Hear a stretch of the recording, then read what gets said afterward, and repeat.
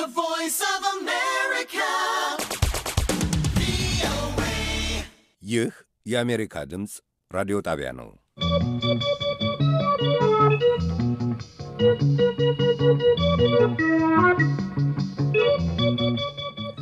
የአሜሪካ ድምፅ ራዲዮ ጣቢያ በአጭር ሞገድ በ25 እና በ31 ሜትር ባንድ እንዲሁም በናይል ሳት ከዋሽንግተን ዲሲ በሚያስተላልፈው ዕለታዊ ስርጭት የዛሬ ቅዳሜ ጥቅምት 29 2007 ዓ.ም ፕሮግራሙን ጀመረ። የምሽቱ አስተናጋጃችሁ ሰሎሞን አባተ ነኝ።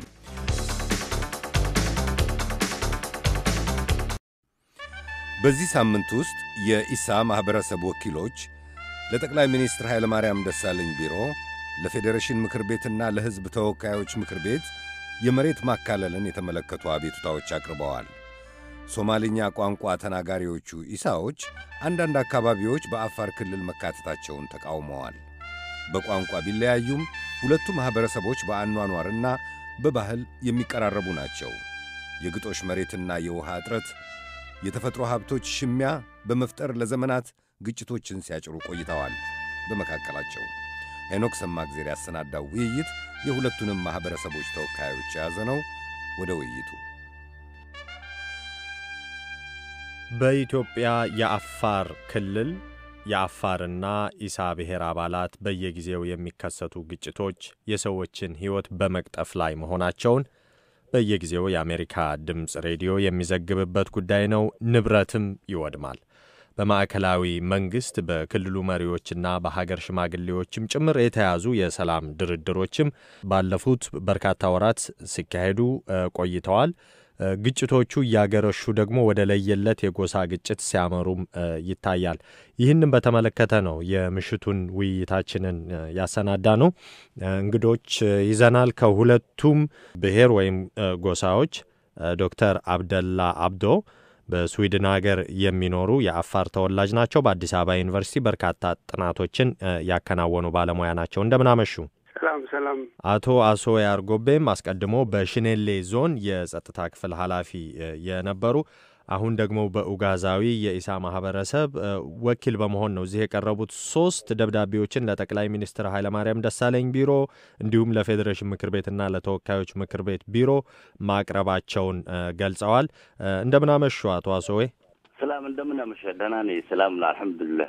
መልካም። እንግዲህ በቅድሚያ አቶ አሶዬ ከዜናው እንነሳና የኢሳ ብሔረሰብ የኡጋዛዊ ምክር ቤት በኡጋዝ ሙስጠፋ መሐመድ ኢብራሂም የሚመራ ነው። ለጠቅላይ ሚኒስትሩና ለእነኚህ 3 ምክር ቤቶች ደብዳቤ ያስገባው ምን የሚል ነው?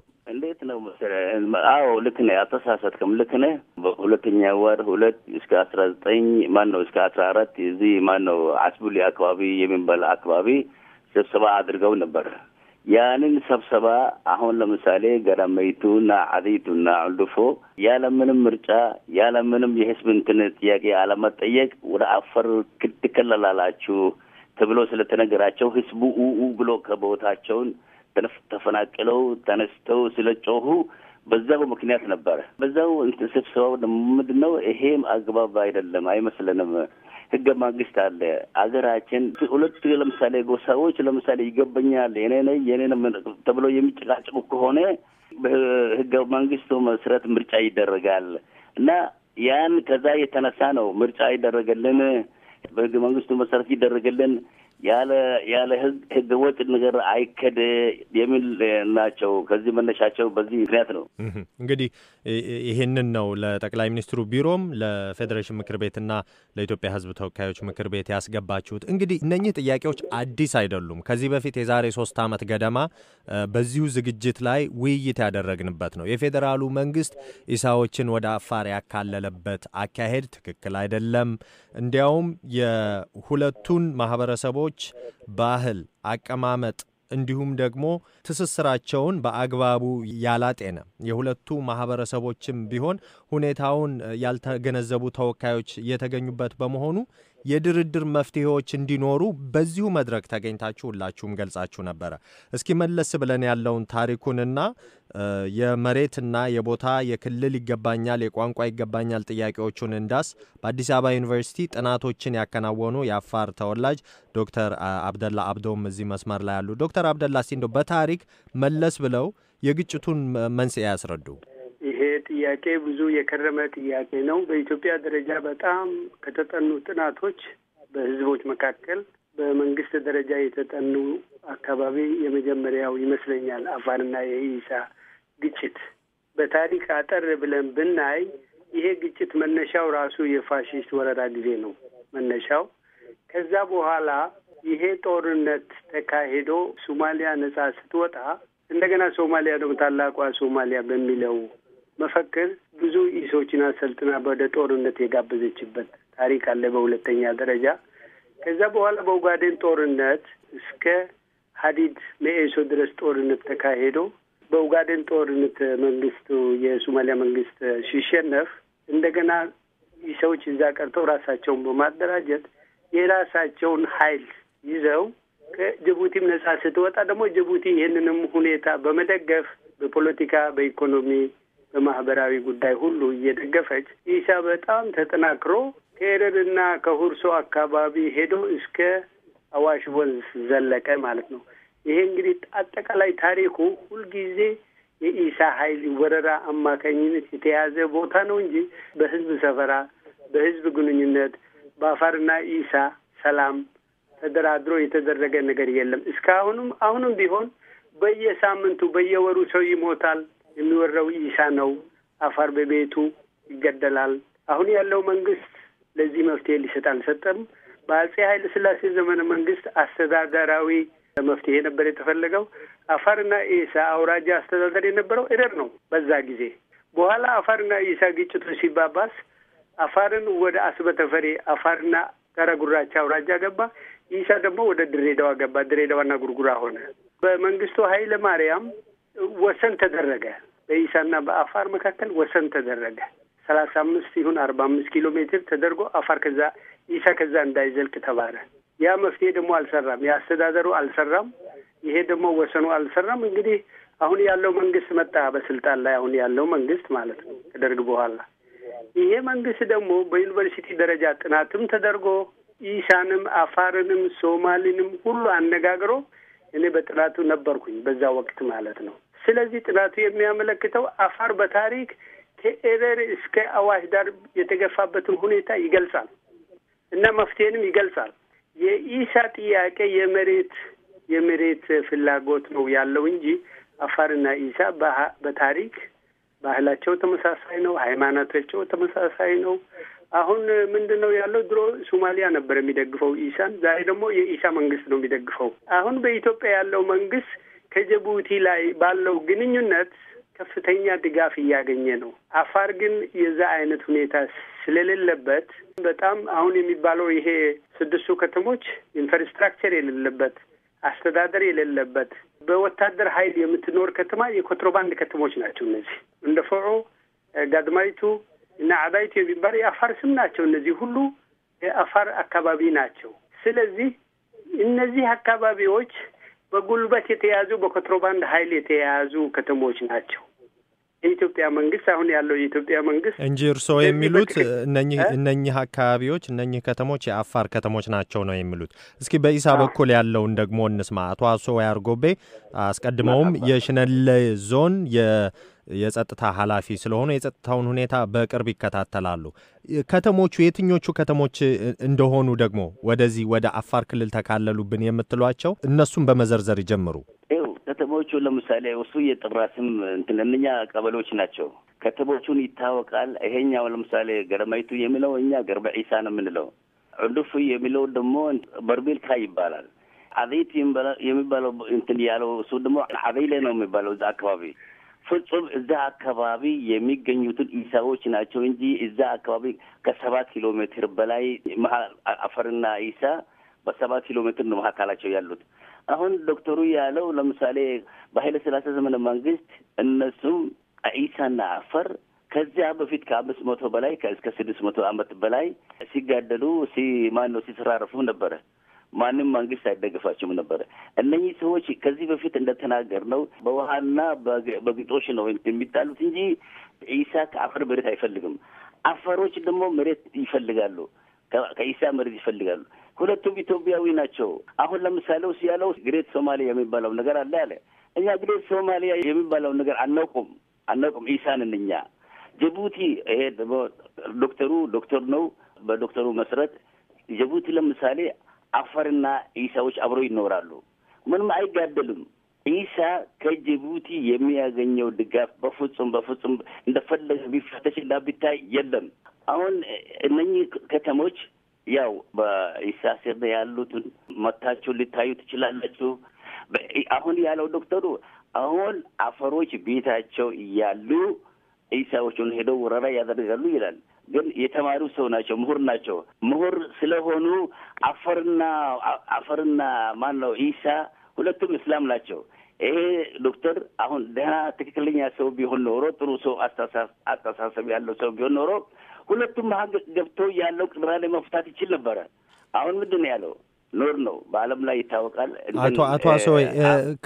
በጉዳዩ ላይ እናተኩር እኔም ለአድማጮቻችን ግልጽ ማድረግ የምፈልገው አለ ያድምጡኛ አንድ ጊዜ ለአድማጮቻችን ግልጽ ማድረግ የምፈልገው ጉዳይ አለ በተለይ ከዚህ ከድንበር አካለል ጋር በተያያዘ ጥያቄውን ወደ እርሶ ነው የምሰነዝረው ከድንበሩ ማካለል ጋር በተያያዘ ኢሳዎች በቋንቋ ከሶማሌ ክልል በባህልና ባኗኗራቸው ደግሞ ከአፋር ጋር ነው የሚመሳሰሉት ስለዚህ ጥያቄው ኢሳዎች ወደ የትኛው ክልል ይካለሉ ወይስ ደግሞ በምን አይነት መልኩ ነው የድንበር መካለሉ ሊፈታ የሚችለው የሚለውን ከዚህ ቀደምም የተወያየንበት ነው በአሁኑ ወቅት ኢሳዎች በአፋር ክልል መሆናቸው በማዕከላዊ መንግስቱ አስቀድሞ ያልተጤነ የድንበር አከላል ችግር መሆኑን ሁለታችሁም ገልጻችኋል ከዚህ ቀደም ይህንን አፋሮችም አይፈልጉም ኢሳዎችም አይፈልጉም ጥያቄው ታዲያ እዚህ ላይ ምንድነው ሁለታችሁም የማትፈልጉ ከሆነ መፍትሄው ምንድነው ነው የኢሳዎችን መልስ ልውሰድ አቶ አሶይ እሺ ከዚህ በፊትም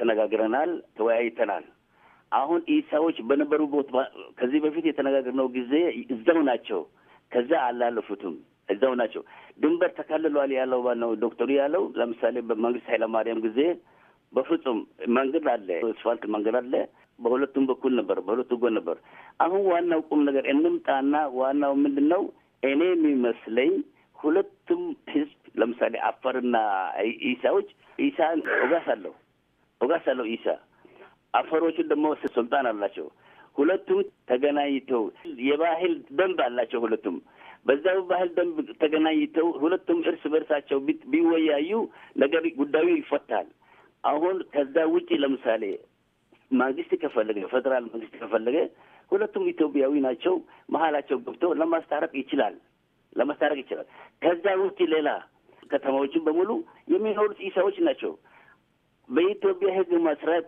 ድምጽ መስጠት አለባቸው ምርጫ ተደርጎ ለምሳሌ እነሱ ከመረጡ ወደ አፋር ክልል ሊሄዱ ይችላሉ ካልመረጡ ደግሞ ወደ ሶማሌ ክልል ናቸው አሁን ከጅግጅጋ ክልል ጋር ናቸው አሁን የአፋር ክልልም አይደለም የኮተርባድን ቦታም አይደለም ሰላማዊ ህዝብ የሚኖርበት ከተሞች ናቸው ቀበሌዎች ናቸው በሶማሌ ክልል ውስጥ ነው ያሉት አሁንም እንደከተፈለገ ከሶማሌ ወደ አፋር እንዲካለል ከተፈለገ በህገ መንግስቱ መሰረት ድምጽ ምርጫ ይደረግና ይታይ ባይነኛ እንግዲህ ወደ ዶክተር አብደላ አብዶሊ ሂድና አስቀድመው ሰምተዋል ያስቀመጥኩትም ጥያቄ አለ የቋንቋ ከሶማሌ ክልል ጋር መመሳሰላቸው ኢሳዎች በባህል ደግሞ ከአፋር ጋር መመሳሰላቸው ስለዚህ ወዴት ይሁን የሚለው የቆየ ጥያቄ ነው ጥናትም የተካሄደበት ጉዳይ ነው አፋሮችና ኢሳዎች ደግሞ በመሪዎቻቸው በኩል ድርድር እንዲያደርጉ የፌደራል መንግስት የማስታረቅ ሚና ሊጫወት ይችል ይሆናል ብለዋል አቶ አሶይ አርጎቤ እንግዲህ ድርድርና ውይይት እንዲጀመር መሆኑ ነው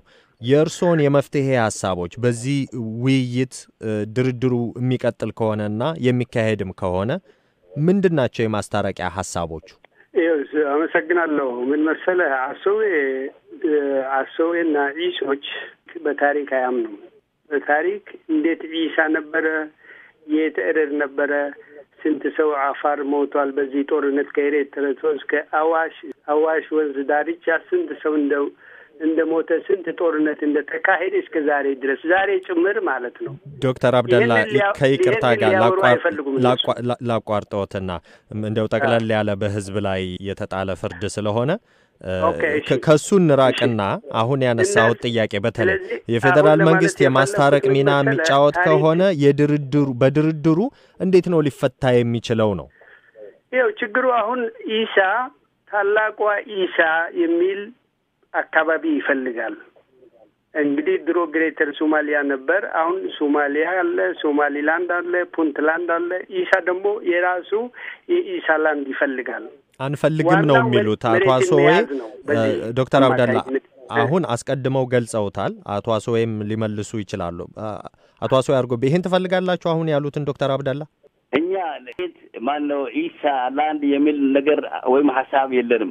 እንግዲህ ሶማሊያ ደግሞ የሚባል ነገር የለንም። እኛን ጊዜ ውስጥ ኢሳቸው የሚሉት ነገር ዶክተር የሚለው ነገር ወላ እኛ ከሶማሊያ አንታወቅም ነበረ፣ ማንም አናውቅም። ግን በቋንቋ ብቻ ነው የምንገናኘው። አሁን ለምሳሌ ድሬዳዋ የኢሳና ጉርጉራ ራስ ግብስ ነበር የምትባለው። አሁን ምን ትባላለች? ኮንስል ነው የሚባለው። ስለዚህ ማንኛውም መንግስት ሲመጣ አገሩ ባደረገው ሽምሽም ነው ሁሉም ነገር የሚደረገው። አፈር እና ኢሳ በውሃና በግጦሽ ነው ቅሬታቸው መሀል ያለው። ኢሳ ከአፈር የሚፈልገው መሬት የለም። አሁን አቶ አስዋ አርጎቤ እንደገለጹት የራሳቸውን የሆነ ሀገር የመመስረት ሀሳብ እንደሌላቸው ገልጸዋል ዶክተር አብደላ። እና እንደው በነጥቡ ላይ እናተኩር። የት ነው ድንበሩ መካለል ያለበት? የቋንቋ ጥያቄ አለ፣ የባህል ጥያቄ አለ። በጥናታችሁም ስትመለከቱ እንግዲህ ሁለቱንም ሚዛን ላይ ያስቀመጣችሁ ይመስለኛል። የመፍትሄ ሀሳቦቹ ምንድን ናቸው? አስቀድሜ ወደ አነሳው ጥያቄ ልሂድ። እኔ ነኝ አብደላ። ዶክተር አብደላ እኔ ለማለት የምፈልገው እንግዲህ ይሄ የመልካም አስተዳደር ጥያቄ ነው። በአፋር ክልል ሶማሌ ይኖራል፣ አማራ ይኖራል፣ ትግሬ ይኖራል፣ ኦሮሞ ማንም ህዝብ ሊኖር ይችላል፣ ሶማሌም ሊኖር ይችላል። በዚህ ህዝቦች በአፋር ክልል የሚኖር ከኢሳ በላይ የሆኑ ሌላ ህብረተሰቦች አሉ፣ ጎሳዎች አሉ። ለእያንዳንዱ ጎሳ ደግሞ ልዩ ወረዳ፣ ልዩ ቀበሌ ብለህ የምታደርግበት ሁኔታ የለም። ይሄ የአስተዳደር ጥያቄ ነው ያለው። መንግስት ይሄ ነገር እንደዚሁ ሳይባባስ ጥናት ተደርጎ መፍትሄ ማድረግ ሲገባው እስከዛሬ ድረስ አላደረገም። ዛሬም ቢሆን ይህንን ያደርጋል የሚል እምነት የለኝም። የሌለኝ ምክንያቱም ምንድነው አሁን ይወራል እንጂ ምን እንደሚባል ለመንግስትም አልተነገረም። ለአፋር ክልላዊ መንግስት ከዛሬ ጀምሮ በሬዲዮ በቲቪ እንደዚህ ይሆናል ተብሎ የተነገረ ነገር የለም። ጀስ ሩመር አላ አይደለም እንደዚህ ልናረግ ነው እነዚህ ልናረግ ነው ባጀት ያዙ ምናምን ተብሏል። ምንድነው ይሄ? እኮ የአስተዳደር ጥያቄ ነው። ኢሳ ቢፈልግ ከአፋር ጋር ሊኖር ይችላል፣ እንደሌላ ብሔረሰብ መኖር ይችላል፣ ምንም ችግር የለውም። ግን እዚህ አሁን እነሱ በሚፈልጉት መልክ እንዳው በኃይል በወረራ ይዘው መሬቱ ይገባኛል የሚል ትክክል አይደለም። ይሄ ደግሞ ሰላምም ሊያመጣ አይችልም ይመስለኛል። እንበል ጠቅላይ ሚኒስትር ኃይለማርያም ደሳለኝም ሆኖ የአገር ውስጥ ጉዳይ ሚኒስትሩ ይህን ዝግጅት እየሰሙ ከሆነ ምን አይነት መፍትሄዎች ሊወስዱ እንደሚችሉ እስቲ ይግለጹ። እንግዲህ ማድረግ የሚቻለው ምንድን ነው? የአፋር ክልል ነው። አፋር ክልል መሆኑ በታሪክ የተመዘገበ ነገር ነው። በአስተዳደር በየቀበሌው በየወረዳ የሚታወቅ ነገር ነው። ይሄ አስቦሊ አሁን ስብሰባ የሚደረግበት ቦታ የአፋር ቀበሌ ወረዳ ነበረች፣ ምክትል ወረዳ ነበረች በአፄ ኃይለ ሥላሴ በደርግ ጊዜ። ሌላውን እንተው፣ ይሄ ወዲህ ያለውን እንደፈዑና ገድማይቱ ምናምን ብንተው ከዛ አልፎ ነው ይሄ ኤረድ አጠገብ ነው ይሄ። ስለዚህ መደረግ ያለበት ምንድን ነው? በትክክል መንግስት ይሄንን መፍትሄ የሚፈልግ ከሆነ ይሄ የአፋር አስተዳደር ነው። ከአፋር ጋር ኢሳ ሊኖር ይችላል፣ ማንም ሰው ሊኖር ይችላል። ሌላው መፍትሄ የአፋር ጉዳይ ይሆናል ማለት ነው። አሁን ወደ አቶ አሶዌ አርጎቤ ልሂድ። አቶ አሶዌ አስቀድሜ ያነሳዋቸውን ጥያቄዎች ነው የመፍትሄ ሀሳቦችና ለሚያዳምጡ ኃላፊነት ቦታ ላይ ያሉ የኢትዮጵያ ባለስልጣናት ምን አይነት መፍትሄ እንዲሰጡ እንደምትፈልጉ ያስረዱ እስቲ። ከዚህ በፊትም ተናግረናል፣ አሁንም ደግሜ እናገራለሁ። አሁን ለምሳሌ ኢሳ ኡጋስ አለው፣ አፋርም ስልጣን አለው። ሰላም ከተፈለገ ሁለቱም ኃላፊዎች ተገናኝተው ተወያይተው የፈለጉትን መንገድ መቀየስ ይችላሉ፣ ማስታረቅም ይችላሉ። ከዚህ በፊት ላስታውስህና በአፋሮች ሽማግሌውና በኢሳ ሽማግሌዎች መካከል ድርድር አድርገው ሰላም ይፈጠር ነበር። አሁን ግን ያን ከተቦታ ወጥተዋል። ምክንያቱም የክልል ሁለት አፋር ክልል አለው፣ ማነው ኢሳ ደግሞ ክልል አለው። ስለዚህ አሁን ዋናው መፍትሄ ምንድነው? አስተዳደር ጉዳይ አስተዳደር ክልል አለው፣ ግን ግጦሽ ክልል የላቸውም። ምክንያቱም በኢሳ በኩል ድርቅ ሊከሰት ይችላል። ከዛ በኋላ ወደ አፋር ይዛመታል ወይም ይሻገራሉ። ከአፋር ክልል ድርቅ ሊወጣ ይችላል፣ ሊመታ ይችላል። ከዛ በኋላ ወደ ኢሳ ቦታ ሊመጡ ይችላሉ። ስለዚህ ይሄ ግጦሽ ወይም ከብት ተከታዮች ድንበር የላቸውም። ክልል ያለው ወይም አስተዳደሩ ብቻ ነው ክልል ያለው። ስለዚህ አሁን ዋናው የሁለቱም ህዝብ እንዲታረቁ ወይም ሰላም እንዲፈጠር ከተፈለገ አንደኛ በኢትዮጵያ ህገ መንግስት መሰረት ተደርጎ ምርጫ መደረግ አለበት። አንደኛ ነገር። ሁለተኛ ነገር መንግስት የፈለገው ነገር ሊያደርግ ይችላል፣ ኃይል ሊያደርግ ይችላል። አሁን ኃይል ከመግፋት ፋንታ መሀላቸው ገብተው አፈሮችም፣ ኢሳዎችም፣ ሽማግሌዎችም ኦጋሳቸውም ስልጣናቸው ጠርተው ሰፊ ውይይት ተደርገው በዛ እርቅ ሊመጣ ይችላል። ስለዚህ ክልል የሚባለው ነገር አስተዳደር ብቻ ነው መከለል የሚቻለው እንጂ ገጠሮች ክልል የላቸውም። ሳርና ውሃ ያለበት ቦታ ነው ተከትለው የሚሄዱት። ስለዚህ ዋናው ነገር ይሄንን መደረግ አለበት። ስለዚህ መሪዎቹ ተገናኝተው ውይይት ማድረግ አለባቸው። ማካለልም የሚያስፈልግ ከሆነ በድምጽ በምርጫ መሆን አለበት የሚል ነው። ከምንም በላይ ደግሞ በባህልም በዚህ አካባቢ የከብት እርባታ በስፋት የሚካሄድበት ስለሆነ የተፈጥሮ ሀብት በተለይ የውሃና የግጦሽ መሬት ሽሚያውም እንደዚሁ ሚና እንዳለው ነው ለግጭቱ በስፋት የሚገለጸው ጥናቶችም የሚጠቁሙት። እንግዲህ ውይይቱን እዚህ ጀመር ነው። መሪዎቻችሁ በየግላቸው የሀገርም የክልልም የጎሳ መሪዎችም ይህንን ጉዳይ የሚገባውን ትኩረት እንደሚሰጡት ተስፋ እናደርጋለን። የምሽቱን ውይይታችንን እዚህ ላይ እንቋጭ። ትንሽ ልጨምርበት። አሁን ለምሳሌ እኛ አቤቷን ለመንግስት አቅርበናል። መፍትሄ ናቸው ብለን ነጥቦችን ለመንግስት አስተላልፈን ሰጥተናል። ይሄን ደግሞ እልባት እንዲሰጥ ለመንግስት ጠይቀናል በህገ መንግስቱ መሰረት እና ይጠብቃለን እንትን በሂደት ላይ። መልካም፣ በጣም ነው የምናመሰግነው አቶ አሶዬ አርጎቤ አስቀድመው የሽነሌ ዞን የጸጥታ ኃላፊ የነበሩ የኢሳ ማህበረሰብን ወክለው ነው። ዶክተር አብደላ አብዶ ደግሞ በስዊድን የሚኖሩ የአፋር ተወላጅ ናቸው። በአዲስ አበባ ዩኒቨርሲቲ በዚህ ጉዳይ ላይ በርካታ ጥናቶችን ያጠኑ ምሁር ናቸው። ሁለታችሁንም ለጊዜያችሁ ለሐሳቦቻችሁ አመሰግናለሁ። እኛም እናመሰግናለን።